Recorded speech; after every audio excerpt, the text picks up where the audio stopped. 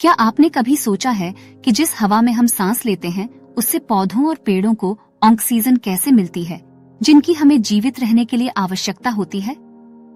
यह एक आकर्षक प्रक्रिया है जिसमें प्रसार, संवहन, हवा और अन्य कारक शामिल हैं।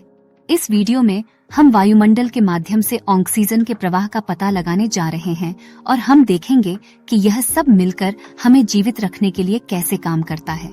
पहली प्रक्रिया जो पूरे वायुमंडल में ऑक्सीजन वितरित करने में मदद करती है वह है प्रसार। प्रसार उच्च सांद्रता वाले क्षेत्र से कम सांद्रता वाले क्षेत्र की ओर अणुओं की गति है।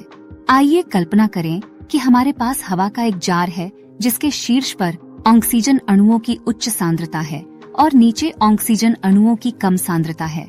ऑक्सीजन अणु स्वाभाविक रूप से उच्च सांद्रता वाले क्षेत्र जार के शीर्ष से कम सांद्रता वाले क्षेत्र जार के नीचे तक फैलेंगे।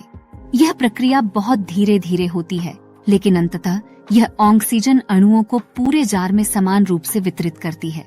संवहन एक अन्य प्रक्रिया है जो वायुमंडल के माध्यम से ऑक्सीजन को स्थानांतरित करने में मदद करती है।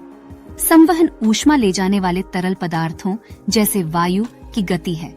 जब हवा गर्म होती है तो वह फैलती है और कम सघन हो जाती है। इसके कारण गर्म हवा ऊपर उठती है और ठंडी हवा नीचे चली जाती है।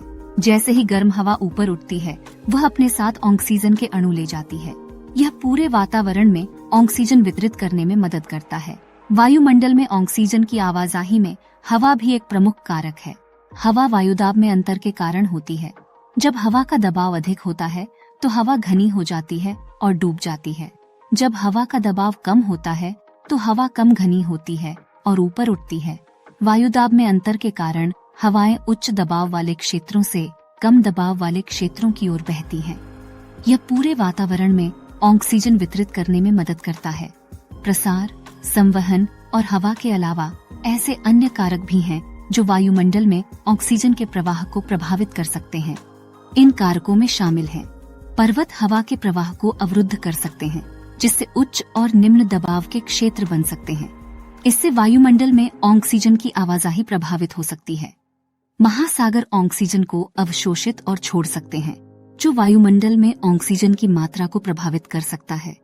पौधे और पेड़ प्रकाश संश्लेषण के उपोत्पाद के रूप में ऑक्सीजन का उत्पादन करते हैं। इससे वातावरण में ऑक्सीजन की मात्रा बढ़ाने में मदद मिलती है। वायुमंडल के माध्यम से ऑक्सीजन का प्रवाह एक जटिल प्रक्रिया है जो विभिन्न कारकों से प्रभावित होती है। प्रसार, संवहन, हवा, पहाड़, महासागर और पौधे और पेड़ सभी वायुमंडल में ऑक्सीजन वितरित करने में भूमिका निभाते हैं। यह सुनिश्चित करता है कि सभी जीवित चीजों को जीवित रहने के लिए आवश्यक ऑक्सीजन तक पहुंच प्राप्त हो। मुझे आशा है कि इस वीडियो से आपको बेहतर समझ मिली होगी कि वायुमंडल में ऑक्सीजन कैसे प्रवाहित होती है। यह एक आकर्षक प्रक्रिया है जो पृथ्वी पर जीवन के लिए आवश्यक है।